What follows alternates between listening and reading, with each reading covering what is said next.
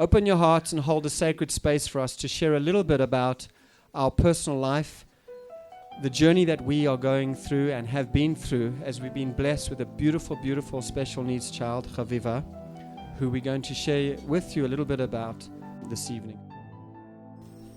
Our daughter Chaviva was born 5 days before Rosh Hashanah. Soon after her birth sensed something just wasn't right. She would never settle. She would wake up after 10 minutes. I ran from doctor to doctor trying to find out what was wrong with my child. One day, Chaviva had what they call an ALTA, which is an acronym for an apparent life-threatening experience. She had stopped breathing. We came home. We found Hatzala in our house. Chaviva was blue. We rushed off to Hadassah Ein Karim. And thereafter we were granted an MRI. And as I got the diagnosis of lissencephaly, I got the fright of my life as I discovered a whole diagnosis with a terrible prognosis and quickly called Abraham. Listen means smooth and cephaly means brain. Chaviva's brain is smooth instead of naturally ridged, and therefore there's potentially a lot of challenges.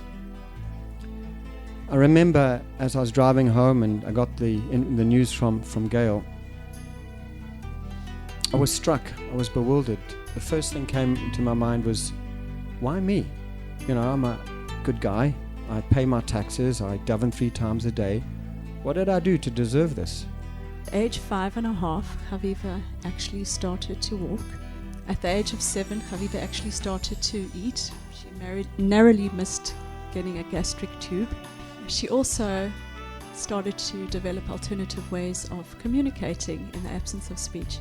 Today, Chaviva is a 12-year-old girl. She is fun-loving, she's beautiful, and she is one of the biggest gifts that we have in our life. In the initial years of Chaviva's life, we functioned on a purely survival level. We explored the world of getting some foreign help, so we got a Filipino, which on the one hand was a tremendous blessing. It brought some sanity, some peace at home, but it meant having an invasion of our privacy and having a constant shadow all around. For me, as a father, one of the most sacred times of my day is putting my children to bed, to lie with them, to talk to them, to process with them, to share with them, to connect. She couldn't tell me about her day because she can't speak, but I could tell her about mine. I'd come home from work, pause at the front door for a minute, kiss the mezuzah, and say, Hashem, I don't know what's waiting for me behind this door when I walk in, but help, because I can't do it on my own. I discovered that Ezras Achim has an afternoon program, a Moadonet, in the afternoon. Chaviva has attended this Moadonet for the last two and a half years, 4 times a week, and she's actually just joined the Shabbos program. It runs 365 days a year, 52 Shabbatot, every single Yom Tov, including Rosh Hashanah and Yom Kippur. Over Chanukah, there was a program until 4 o'clock, until Hadlakat Nerot.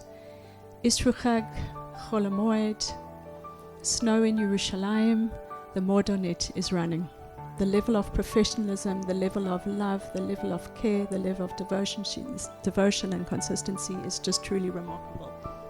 All the people who work for Ezras Achim really imbue a Torah, true kind of attitude and a hashkafa that actually it's a big schus to look after children with these special neshamas.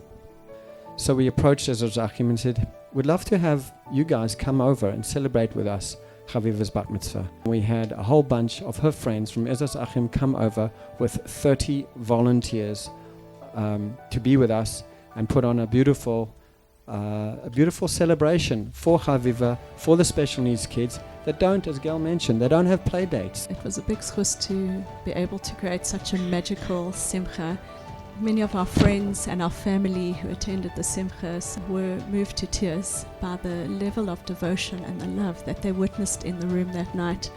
One of the great hashkachas that we experience on a daily basis is that of Ezras Achim.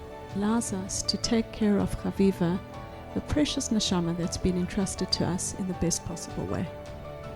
And not only that, it's allowing us to be more available to care for and connect with our other kids. Because Chaviva has so many needs, very often other children can be sidelined. We appeal to you all to continue to support if you are, and to consider supporting this organization, because every dollar is going to go to the right place. Ezras Achim doesn't differentiate between parents with kippot and parents without kippot. It doesn't differentiate between the color of one's shirt or the type of head covering or no head covering at all.